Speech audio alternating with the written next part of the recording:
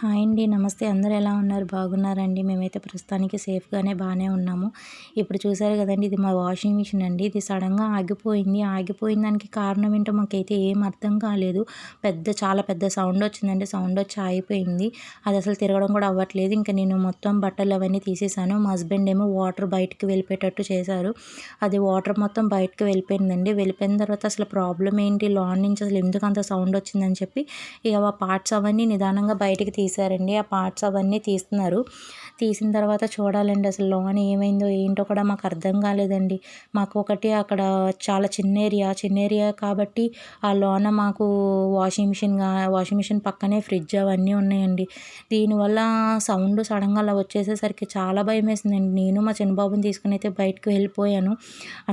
అది చాలా పెద్ద సౌండ్ అండి. అది భయమేసి సౌండ్ వచ్చి ఆగిపోయి అది ఇదైపోయింది. ఇంక మొత్తానికి ఆ పార్ట్ అనేది తీశారు. చూసారు అక్కడ మొత్తం కూడాను కొంచెం కాలిపోయినట్టు అలా అయిపోయిందండి. తను మా హస్బెండ్ చూస్తున్నారు అది ఏంటిది అసలు ఎందుకు తిరగట్లేదని. ఒకసారి తిప్పారు. మొత్తం తిప్పినా సరే అది స్ట్రక్ అవుతున్నట్టు అనిపిస్తుంది. ఇంకా లేదు, లాభం లేదు, బ్యాక్ పార్ట్ తీయాల్సిందే, మొత్తం ఆ సెట్ తీస్తే కానీ ఏంటో కూడా మనకు అర్థం కాదు. ఇంక అది ఏంటనేది చెప్పి ట్రై చేశారు. అక్కడ చూసారండి కొంచెం మొత్తం అది ఓల్డ్‌దే అండి, కొంచెం ఓల్డ్ వాషింగ్ మిషను. సో, అందుకని చెప్పేసి వెనక పార్ట్ తీస్తున్నారు కానీ అది కొంచెం హీట్ అయిపోయింది. బాగా హీట్ అయిపోయే లోపలికి తను తీయలేకపోతున్నారు. ఎలాగోలాగా మొత్తానికి ట్రై చేసి తీశారండి. తీస్తే గానీ అది హీట్ అయిపోయింది. హీట్ అయిపోవడంతోని అది రావట్లేదు. మొత్తం దగ్గరికి ఇదైపోయినట్టు అయిపోతుంది. అది స్ట్రక్ అయిపోతుంది. రావట్లేదు అసలు. మొత్తానికి ఎలాగైనా సరే తీశారండి అది. ఆ సెట్ తీసేసిన తర్వాత గానీ మాకు సైడ్ నుంచి కనబడుతుంది. తను సైడ్ నుంచి చూసారు లోనకి. చూస్తే బట్టలనేవి స్ట్రక్ అయిపోయినాయి. అక్కడ లోనికి తీసేసుకుందది. ఇప్పుడు మీరు చూడండి మీకు అర్థమైద్ది.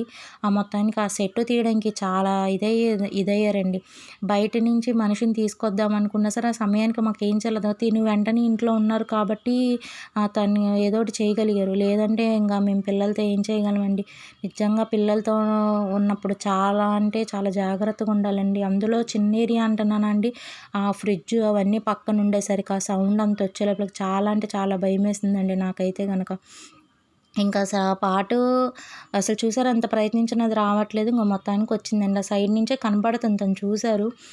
మొత్తానికి లోన స్ట్రక్ అయిపోయింది. అంటే మళ్ళీ ఏమన్నా ప్రాబ్లమ్ అయిపోయిద్దేమో అని కొంచెం భయమేసింది.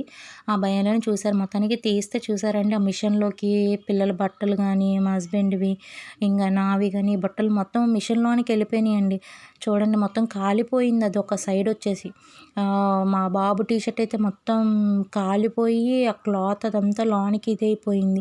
ఇంకా 2, 3 బట్టలొచ్చేసి అవి ఏంటంటే సైడ్‌కి స్ట్రక్ అయిపోయినాయి. ఇంకంటే ఆ మిషన్ తీయాలి బయటికి, ఇంకా ఆ పార్ట్ మొత్తం తీస్తే గానీ అది మనం ఏం చేయలేము.